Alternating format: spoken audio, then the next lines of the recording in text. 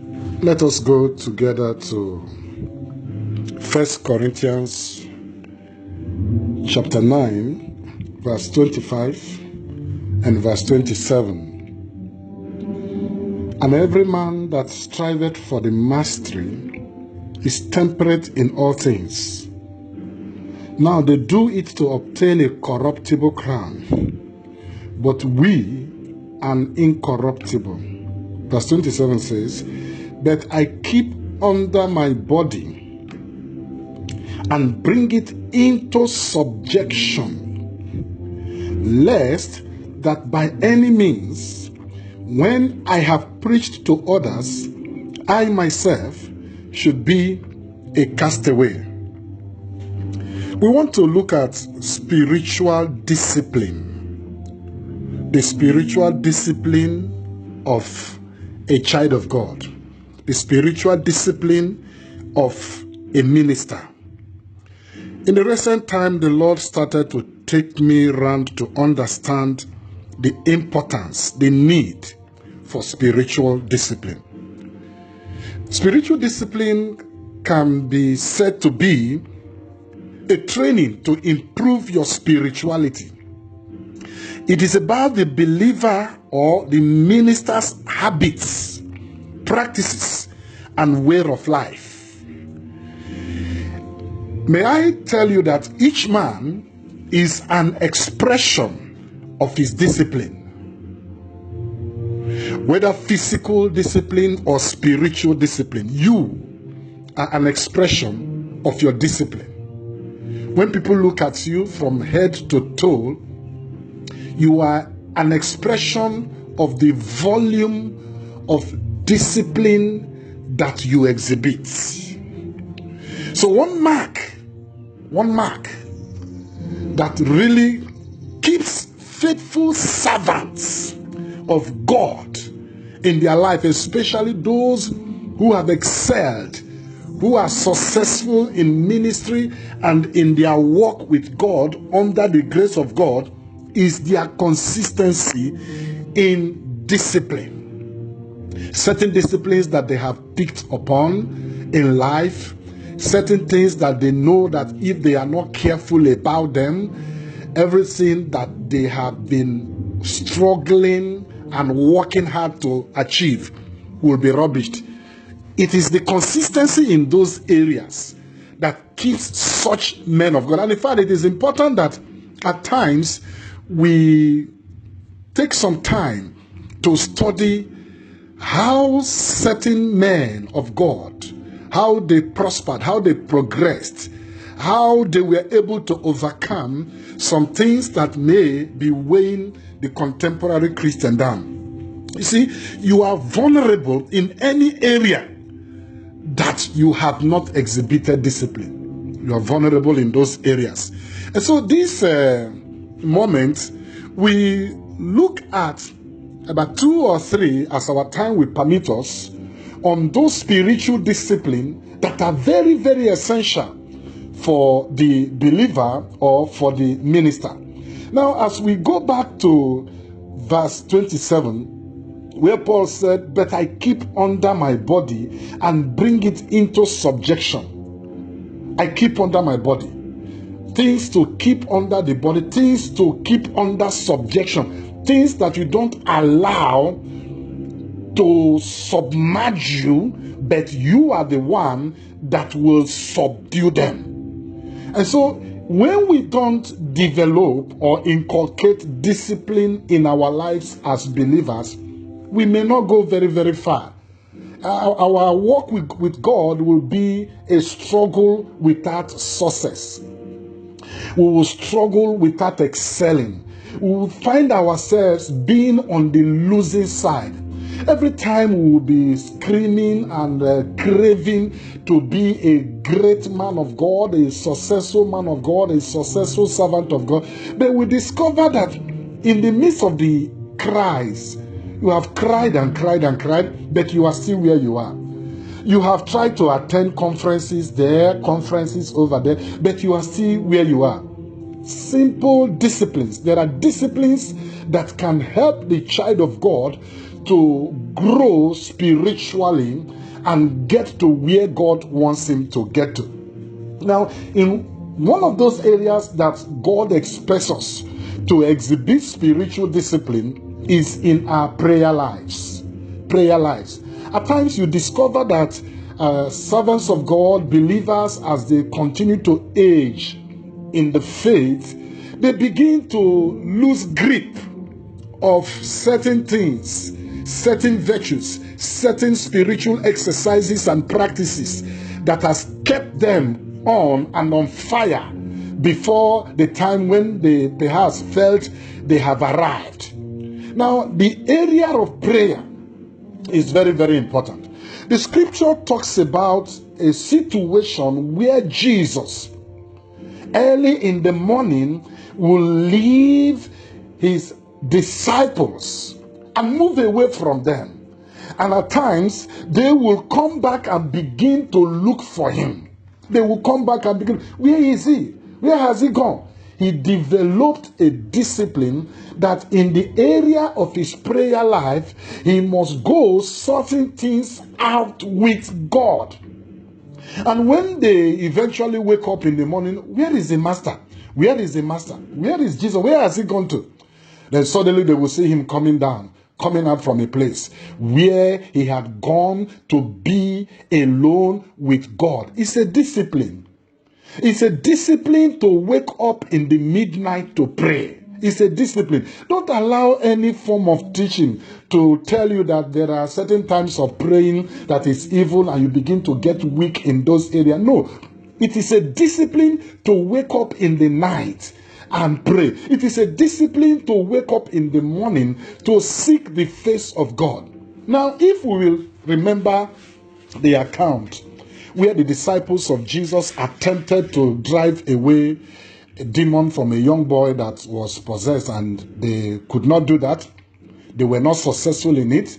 When Jesus eventually came and the demon screamed and Jesus rebuked the demon and it left the boy, privately they were asking Jesus, how come we couldn't do this? How come we are not able to really do this particular deliverance and do it perfectly? And what did he tell them? He said, this type cannot go except by fasting and prayers. That means to say that the disciples needed another level of discipline. The level of discipline that they were operating on wouldn't carry them too long, wouldn't carry them too far. There are challenges that needs some extra level, extra journey in our discipline for us to be able to overcome them. Now, prayer life, we must go back to the discipline of prayers. We must go back to begin to give ourselves again unto prayers. Let's go to the other area. The other area that we still need to exhibit discipline as a Christian is in the area of the study of the Word of God. The study of the Word of God. At times we discover that we are so, loose in the area of studying the Word of God. We no longer give time to the study of the Word of God. And you discover that when you call some believers to pray, the Bible text or passages that they can remember may be the ones that they learnt when they were just a month in the Lord, 2 months in the Lord, 3 months in the Lord, when the zeal was hot, when the fire was hot. But after maybe 1 year, they become so loose. They lose their guard. And they now they don't give any time again to the study of the Word of God. But the Word of God must dwell in us richly. We must bring that time. There must be that discipline as well. It is a spiritual discipline wherein we must come before God, study the Word of God, imbibe it within us, and in the time of temptation, we can easily say, it is written, just the way Jesus was able to face the devil. It is written. Of course, when we have not gone into that way of spiritual discipline in the aspect of the scriptures, our productivity word-wise will be very, very low. Now I go to the next discipline. The next discipline I want us to also look at is the discipline of meditation. Oh, we have lost that. We have lost it. Many we don't. The world is such a busy world. The world is a world that is so in a high speed. In the morning, we are quick to rush out. In the afternoon, we are quick to rush in. We are just doing everything so much in a hurry. We are there with our phone. We are there making a call. We are there participating in one WhatsApp group. We are there in one Instagram group. We are there also in the Facebook. We are there watching one football match or the other. We are not saying that these things are entirely wrong on their own. But the truth is that in our contemporary world and society, it would take the Christian, it would take the believer, it would take the minister, the child of God, a greater measure of discipline in order to excel amidst all these things that come before the child of God as a distraction. Now, Joshua said something that is very, very important, and it's very, very important also that we call attention to that particular aspect of what Joshua said. In Joshua chapter 1, verse 8. Joshua 1, verse 8. Look at what the scripture says. The scripture said, "This book of the law shall not depart out of thy mouth, but thou shalt meditate therein day and night, that thou mayest observe to do according to all that is written therein, for then thou shalt make thy way prosperous, and then thou shalt have good success." The spiritual discipline of meditation. Now you discover that from what Joshua said, or from what God was telling Joshua, you see that what you meditate upon is the word of God. The word of God is the raw material that you meditate upon. The word of God is what guides that your thought by the power of the Holy Spirit. In the things that you reflect on, in the things that you begin to turn your mind over and over upon. But we discover that this is an area that many believers, many ministers no longer have time for. How many times have you stayed quiet on your own? How many times have you stayed quiet in the sense that you are not thinking about something that is disturbing you? You are not worried about that problem, that financial problem. You are not worried about how to just meet up with the financial expectations of your church as a minister. You are not worried about that other person that you had a misunderstanding with. You are not worried about that particular problem that you are facing. But it is the word of God that you are chewing over and over in the presence of God, and by it squeezing out the milk in it to the nourishment of your spiritual man. Very, very important. The time of meditation is very important in the life of the minister, in the life of the believer. It could take a discipline to every day at least take some time out to meditate for about 10 minutes or more. By it, you are renewing your spirit. You are renewing your inner man. You are strengthening your inner man. The idea of you just prayed and you are rushing away, you just finish talking to God and you are off you go. You see, most times it is in this time, in the hour of meditation, that the Lord begins to deposit certain things that are vital to our spirit man. Now, lastly, I want us to just consider, before I stop today, on the life of talking less. The life of talking less is a discipline, it's a spiritual discipline. We are not born or created as children of God to comment on everything that comes our way. We are not created, we are not called to open our mouth and talk on all manner of things. The minister and the child of God must be able to develop this discipline of talking less.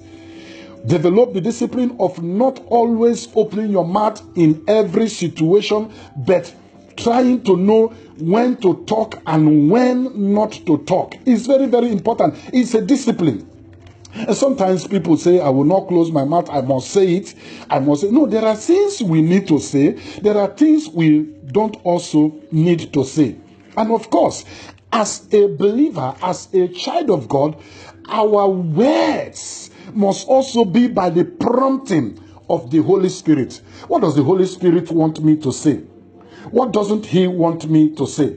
If you look at Ephesians chapter 4, verse 29, it says, let no corrupt communication proceed out of your mouth, but that which is good to the use of edifying, that it may minister grace unto the hearers.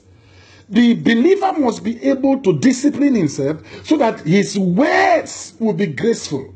Of course, we know that there are times for rebuke, there are times for correction, but the day-to-day words that come out must be for edification. Those words that come out from the mouth of the believer must be for edification. That means anybody that passes you is edified by what comes out of you. People will be looking for you because there is this wisdom that flows from you.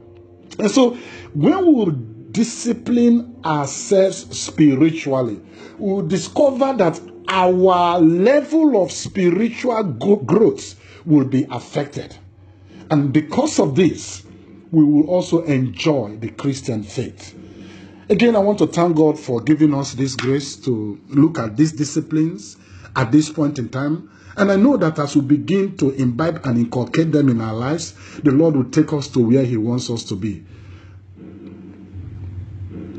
I pray that the Lord will bless his word in our hearts through Jesus Christ our Lord. Amen.